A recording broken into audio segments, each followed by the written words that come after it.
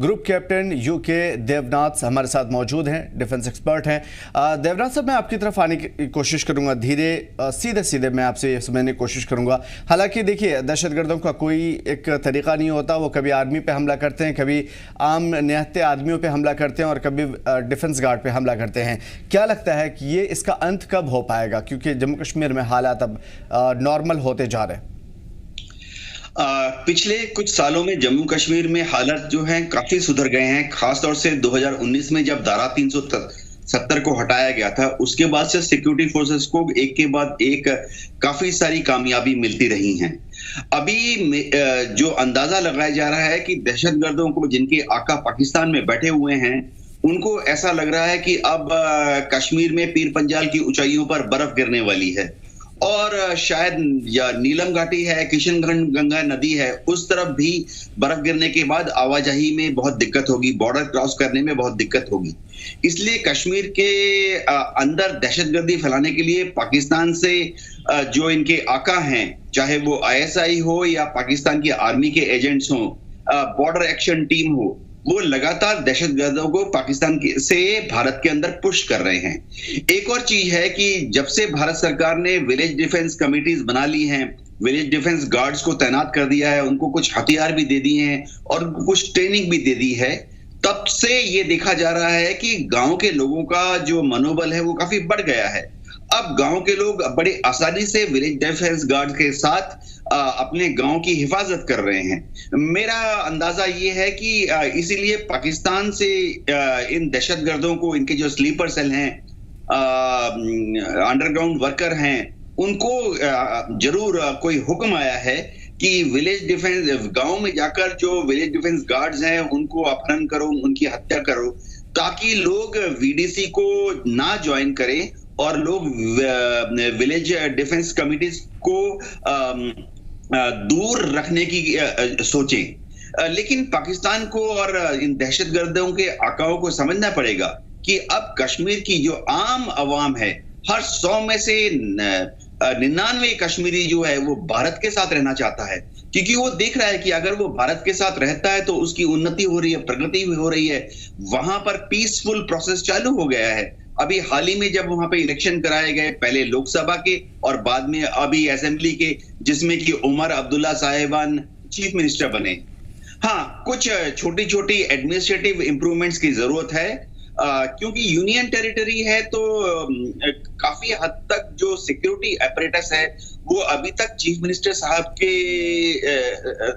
नीचे शायद नहीं है। अभी तक वहां के जो गवर्नर हैं मनोज सिन्हा साहब, उन्हीं के नीचे सिक्योरिटी अपरेटस काम कर रहा है। तो शायद कुछ ऐसी कोशिश करनी पड़ेगी कि आस्ते आस्ते जो सिक्योरिटी अपरेटस है, चाहे वो आर्मी का कंट्रोल हो, CRPF, BSF या JNK पुलिस, इसका कंट्रोल आस्ते आस्ते स्टेट की administration, chief minister Omar Abdullah के तहत ट्रांसफर करनी पड़ेगी। एक और चीज जो मैं उम्मीद करता हूं, क्योंकि हम भारत सरकार बहुत कोशिश कर रही है कि वहां जमहूरियत फिर से पनपने लगे, तो नेशनल कॉन्फ्रेंस के जो मेंबरान हैं, उनके जो जमीन पर जो वर्कर काम कर रहे हैं, उनसे भी ये उम्मीद करती हैं कि अगर उनको कोई भी अनवांटेड एलिमेंट दिखाई देता है, कोई ऐसा व्यक्ति नजर आता है अपने आसपास के इलाके में जिसको वो पहचानते नहीं हैं, तो वो तुरंत इसकी रिपोर्ट लोकल पुलिस से या शहर की जो एडमिनिस्ट्रेटिव या गांव की जो पंचायत हैं उनके मेंबरान से करें। जी, मैं आपसे ये समझने की कोशिश करूंगा कप्तान साहब कि जिस तरीके से चीज़ें बदल रही हैं, क्या आज भी जो इलाकाई दहशतगर्द या फिर बाहर से आए हुए दहशतगर्द हैं वो इतने कैपेबल हैं कि वो हमारे फौजियों पे जब चाहें घात लगा करके हमला करें? हमारे पास कोई ऐसा प्लान नहीं है जिसकी वजह से हम उन्हें सरहद पार धकेल दें या फिर उनको सीधा का सीधा जहन्नम रसीद कर पाएं? जी हाँ, आपने सही फरमाया। जहां तक भारत की फौजों का सवाल है, भारत की फौज, आर्मी, BSF, CRPF बहुत कोशिश करके दहशतगर्दों को बॉर्डर पे ही रोक देती है। लेकिन क्या हम फिर से एक बार उरी जैसा या बालाकोट जैसा कार्रवाई करेंगे? देखिए, इंडियन एयरफोर्स और इंडियन आर्मी हमेशा उरी या बालाकोट जैसे कार्रवाई करने के लिए तैयार रहती हैं। हमारे पास हमारे जो वॉर प्लान हैं, पायलट्स हैं, हवाई जहाज हैं और जो खास स्पेशलिस्ट गाइडेड वेपन्स हैं, वो तैयार हैं। अगर भारत सरकार को जरूरत पड़ी,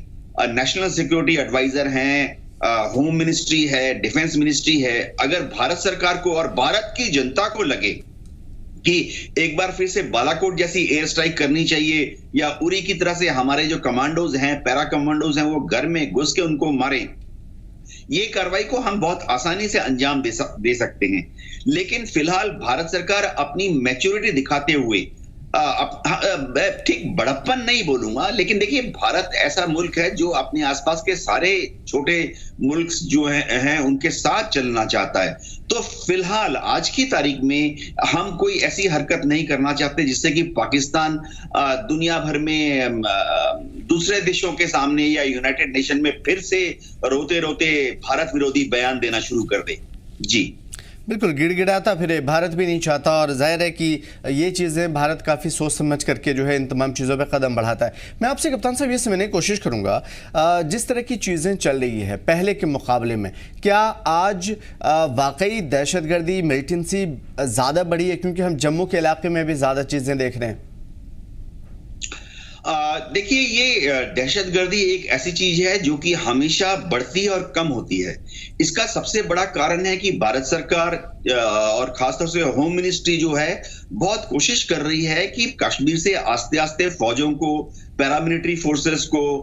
उनको आस्ते आस्ते नॉर्मलाइजेशन के प्रोसेस के तहत वापस बुलाया जाए। तो कभी कभी एक्सपेरिमेंटल तौर पर ऐसा किया जाता है कि कहीं पर